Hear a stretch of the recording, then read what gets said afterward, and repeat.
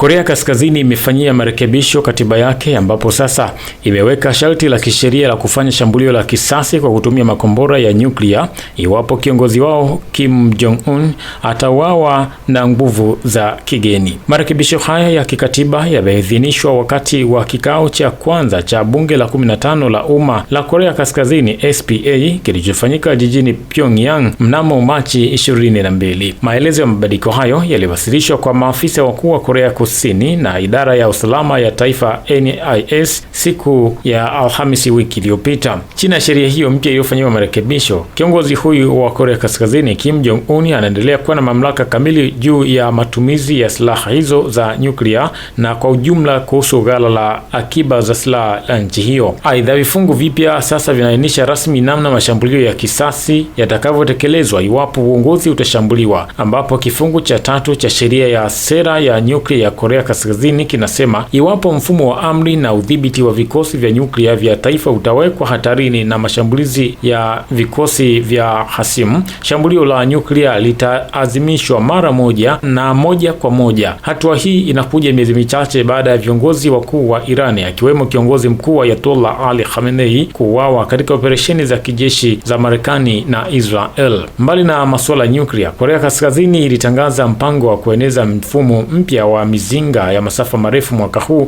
yenye uwezo wa kulenga mji mkuu wa Korea Kusini, Seoul. Katiba hiyo mpya pia imefuta marejeo yote yanayohusu muungano wa Korea, yani reunification, ikienda sambamba na ahadi ya Kim Jong-un ya kukata mahusiano yote na Korea Kusini na kuanzisha mfumo wa mataifa mawili tofauti katika rasi ya eneo hilo. Katika hotuba yake mbele ya bunge hilo la kiserimonia, Kim alishutumu Marekani kwa kueneza ugaidi wa kiserikali na uvamizi duniani, akigusia migogoro ya Mashariki ya Kati, akitangaza kuwa nchi yake itachukua msimamo mkali zaidi katika kupinga utawala wa Marekani kadri hisia dhidi ya Marekani zitakavyozidi kushamiri. Hata hivyo, Kim ameepuka kumtaja rais wa Marekani Donald Trump kwa jina, akibainisha kuwa uamuzi wa wapinzani wake kati ya mapambano au kuishi kwa amani upo mikononi mwao na kwamba nchi yake imejiandaa kwa lolote. Wataalamu wanaamini kuwa hatua ya Kim ya kuipaka matope Korea Kusini inaashiria mabadiliko ya mtazamo. Anaiona Korea Kusini si kama